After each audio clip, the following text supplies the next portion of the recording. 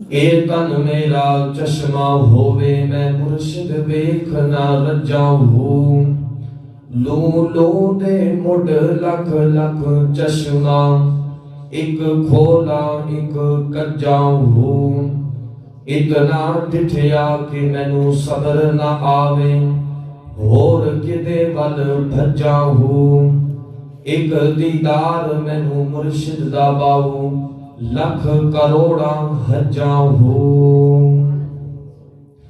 اللہ تبارک و تعالیٰ کی حمد و ثنا لا تعداد درود و سلام حضور سرور کونین تاجدار انبیاء شاہ ہر دو سرا سید سربراں نیر تاباں احمد مجتبیٰ جناب حضرت محمد مصطفیٰ صلی اللہ تعالیٰ علیہ وآلہ وسلم سرکار کی بارگاہ اقدس میں ہدیہ درود و سلام پیش کرنے کے بعد حاضرین و سامعین واجب الاحترام گزارش یہ ہے کہ اللہ تبارک و تعالیٰ نے ہمیں انسان بنایا ہے۔ انسان بننے کے لیے مسلمان بننا ضروری ہے، اور مسلمان نام ہے مان لینے کا، تسلیم کر لینے کا، جس کے نتیجے میں آپ صاحب ایمان ہو جاتے ہیں، اور پھر یہاں سے خدا کی دوستی کا سفر شروع ہو جاتا ہے۔ پھر فرمایا کہ اگر تمہاری پہچان یہ بن جائے تو تیریاں موجاں، فرمایا فلا وربک لا یؤمنون، یہ قسم کھانے والا مخلوق میں سے کوئی نہیں۔ فلا وربک لا یؤمنون، اے جہانوں کے پالنے والے، اے رب العالمین، اتنا تو بتا دے کہ تو سارے جہان کا رب ہے، لیکن جب قسم کھانے کی باری آئی تو فرمایا کہ فلا وربک لا یؤمنون، میں رب محمد ہونے کی قسم کھاتا ہوں۔ اس لیے آج آپ جتنے آئے ہو، آج آپ کے چہرے پر ایک ہی رنگ ہو جو مدینے والے کا رنگ ہو۔ اے انسان، ہم نے تو بنائی تجھے اپنی بندگی کے لیے تھا، پھر تیرے اندر غیر کیسے آ گیا؟ پھر تیرے اندر شیطان کیسے آ گیا؟ تو نے اپنے آپ کو اللہ کے پیار سے محروم کیسے کر لیا؟ جب آپ کا چہرہ نبی کے پیار کا آئینہ بن جائے گا تو پھر جب کل قیامت کا دن آئے گا تو اور نہیں تو آقا علیہ الصلوۃ والسلام کو اسی بات پر پیار آ جائے کہ مولا یہ ناموس رسالت کا جھنڈا اٹھانے والا تھا، یہ ختم نبوت کا جھنڈا اٹھانے والا تھا۔ جب آپ کا چہرہ نبی کے پیار کا آئینہ بن جائے گا تو پھر کوئی نام بگاڑنے والا نہیں ہوگا، پھر ہر کوئی عزت کے ساتھ پیش آئے گا۔ تو پہلے حضرت سلطان باہو کا کلام جو میں نے پڑھا، حضرت سلطان باہو فرماتے ہیں کہ بے بسم اللہ اسم اللہ دا اے بھی کہنا بھارا ہو، نال شفاعت حضور سرور آدم اے ترسی آدم سارا ہو۔ پہلے یہ جو آپ کا کلام ہے، فَاذْكُرُونِي أَذْكُرْكُمْ وَاشْكُرُوا لِي وَلَا تَكْفُرُونَ، پروردگار نے قرآن کے اندر فرمایا کہ تم میرا ذکر کرو، میں تمہارا ذکر کروں گا۔ تم مر بھی گئے نا تو میں تمہیں مرنے نہیں دوں گا، تمہارا نام چلتا رہے گا۔ تو پہلے مصرے کے اندر دیکھیے، بے بسم اللہ فَاذْكُرُونِي أَذْكُرْكُمْ، قرآن کے موتی یہاں ہار پروئے نظر آتے ہیں۔ بے بسم اللہ اسم اللہ دا یہ بھی کہنا بھارا ہو، لیکن قیمت کب پڑتی ہے؟ نال شفاعت حضور سرور عالم چوسی عالم سارا ہو، صدیوں کا سفر طے ہو سکتا ہے ایک نگاہ مصطفیٰ اگر پڑ جائے، ایک نسبت رسولی مل جائے، نال شفاعت سرور عالم چوسی عالم سارا ہو۔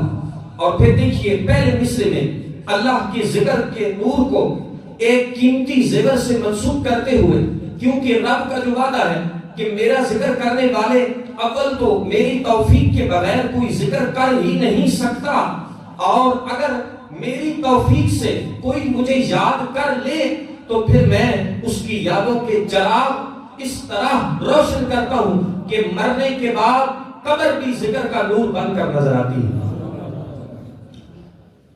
پھر دیکھیے پہلے مصرے میں بے بسم اللہ، دوسرے مصرے میں نال شفاعت حضور سرور عالم، پھر فرمایا حدوں پہ حد درود نبی سرور جیدہ ایڈ پسارا ہو۔ اور یہی وہ ذکر تھا کہ جس کو سنا گیا آسمانوں میں کرنے والا ذکر کر رہا تھا، حدوں پہ حد، حد رکھنے کے باوجود، حد ہونے کے باوجود بے حد کر رہا تھا، حد ہونے کے باوجود حدوں کو توڑ رہا تھا۔ اسی بات کو قرآن کو زیر غور رکھتے ہوئے حضرت سلطان باہو فرماتے ہیں کہ دیکھو ذکر تو سبھی نے کیا، 1,00,000 اور کئی ہزار انبیاء کرام نے کیا، لیکن وہ کیسا ذکر ہوگا کہ ذکر کرنے والے کا نام ہی احمد بن گیا ہوگا۔ احمد، حمد کے ساتھ الف جوڑنی، حمد کو الف کا ساتھ ملا، اس قدر ذکر کیا، اس قدر تعریف کی، اس قدر پروردگار کے ذکر کو اجاگر کیا کہ نام احمد نہ صرف ان کا مقدر بنا، بلکہ جناب عیسیٰ علیہ السلام فرماتے ہیں کہ وَمُبَشِّرًا بِرَسُولٍ يَأْتِي مِن بَعْدِ اسْمُهُ احمد۔ اور پھر قرآن کا حسن بھی بن گیا کہ میں تو بشارت دینے آیا ہوں کہ احمد ذکر کرنے والا، آسمانوں میں اللہ کے پیار کا نور عام کرنے والا، اللہ کے پیار کی جوک لگانے والا، بس آیا ہی چاہتا ہے، آ ہی رہا ہے، اور میں تو بشارت دینے آیا ہوں۔ اور پھر وہ زمین جو ترس رہی تھی، تڑپ رہی تھی، سجدے ہوتے رہے، عبادتیں ہوتی رہی، اس سے پہلے انبیاء تھے، امتیں تھیں، کتابیں تھیں، لیکن زمین پاک نہ ہوئی۔ لیکن جب تیرے اور میرے نبی نے نام محمد کے حسن کے ساتھ زمین پر قدم رکھا تو زمین پاک ہو گئی۔ کملی والے آقا صلی اللہ علیہ وسلم فرماتے ہیں کہ جب میں پیدا ہوا، جب میری ولادت ہوئی، جب میرا میلاد ہوا، میرے قدم زمین کو لگے، میرے قدموں کی برکت سے اللہ نے ساری زمین کو مسجد بنا دیا، پاک بھی کر دیا۔ اور پھر دیکھیے فلا وربک لا یؤمنون، یہ قسم کیوں کھائی رب محمد ہونے کی؟ فرمایا ایک تو جتنے تم ایمان کے دعوے دار ہو نا، اب اس میں ایمانداروں کو بھی چیلنج کر دیا۔ فرمایا فلا وربک لا یؤمنون، رب محمد کی قسم کھانے کا مفہوم ہی یہی ہے۔ رب محمد کی قسم کھانے کا مفہوم ہی یہی تھا کہ فلا وربک لا یؤمنون۔ غور کیجئے کیوں کہا لا یؤمنون نمازیوں کو، کیوں کہا عاجزوں کو، کیوں کہا راتوں کو جاگنے والوں کو؟ فرمایا کہ اس لیے رب محمد ہونے کی قسم کھا رہا ہوں۔ اس کا مفہوم ہی یہی ہے کہ تم جتنے پل رہے ہو، نمک حلال تبھی بنو گے جب رب محمد کی قسم کھانے پر رب کی اطاعت کرتے ہوئے مصطفیٰ کریم کے وفادار بنو گے۔ اور دوسرا یہ کہ تمہیں اندازہ ہو جائے کہ اگر تم نے عبداللہ ابن ابی والی بنیاد پر مانا تو مان کر بھی تم ایماندار نہیں کہلاؤ گے، منافق کہلاؤ گے۔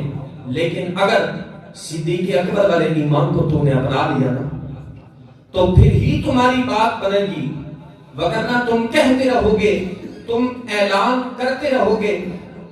فلا وربک لا یؤمنون جب فرمایا، اور پھر ساتھ ہی جب فرمایا حتی یحکموک، تو رب محمد کی قسم کھانے کا مفہوم سمجھ آ گیا۔